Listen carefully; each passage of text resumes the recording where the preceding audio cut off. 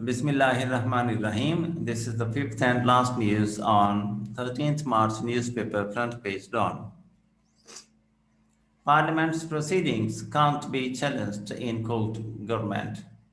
By our staff reporter, Islamabad, despite internal rift over nomination of Senate Mirza Muhammad Afridi for the office of Senate Deputy Chairman, the ruling alliance on Friday managed to defeat the candidates of the opposition Pakistan Democratic Movement (PDM) in the elections for the posts of chairman and deputy chairman, and claimed that the proceedings of any of the two houses of parliament could not be challenged in the court of law.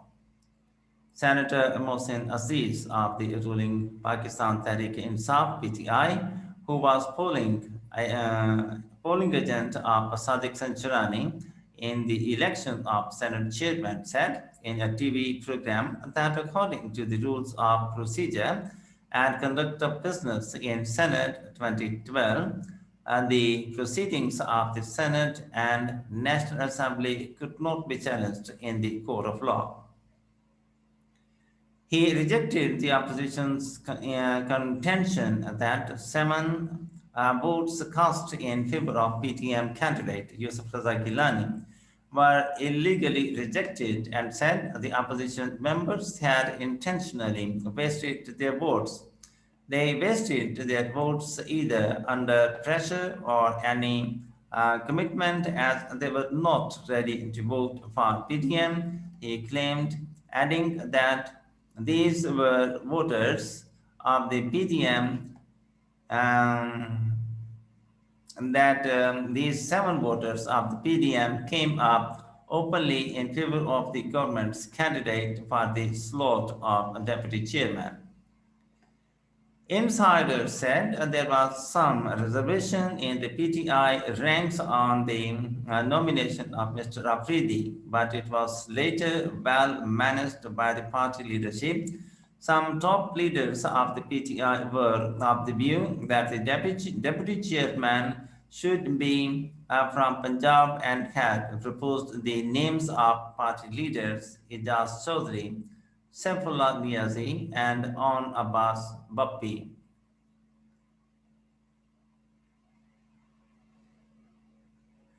In the morning, the newly elected senators took the oath, and later a luncheon was hosted for them at the banquet hall of the Parliament House. Before the election of Senate chairman and deputy chairman, the defense minister took all senators of the ruling alliance to a hall in the Parliament House for a final meeting and asked the senators to vote for the government candidates at all cost. Interestingly, the Muttahida Qawmi movement (MQM) removed any ambiguity about its stance on the election shortly before the poll, when Senator Faisal Sabzwari joined the meeting at the fag end. Some close aides to Prime Minister Imran Khan were standing in the corridor outside the meeting hall and passing information on to him through mobile messaging about who was attending the meeting and who turned up there at what time. Syed Muzaffar Ali Shah, who was appointed presiding officer for the election by President Dr. Arif Alvi, also attended the meeting as a member of the government alliance, Grand Democratic Alliance from Sindh. He was the first senator to have left the hall. Following the meeting, all the senators went directly into the Senate Hall for taking part in the elections. Later, talking to media outside the Parliament House, Minister for Information, Senator Shibli Faraj said that with the defeat of Mr. Gilani in the Senate chairman election, The politics of PTM, which revolved around personal interests, is doomed. He said Prime Minister Khan and his allies were striving to ensure transparency in the electoral process by moving a bill in Parliament and sending a reference to the Supreme Court. Mr. Farage said the Prime Minister had made all out efforts to stop misuse of money and sale and purchase of votes in the Senate elections. Accordingly, he added the government had introduced amendments to the relevant laws in Parliament and also approached the apex court for open ballot, but the opposition parties had opposed it. He said Imran Khan wanted the country to move towards progress and prosperity by eliminating the old system which had ruined the economy, ethics, and democratic norms. On the contrary, those who had opposed transparency in the electoral system were against the country's progress, he said, adding that the people should strengthen Imran Khan's hands.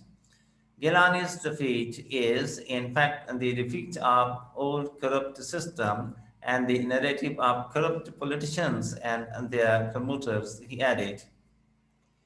The minister said the PDM had started its so-called movement from the Long March and then gave a deadline for resignations from assemblies, but nothing had happened so far.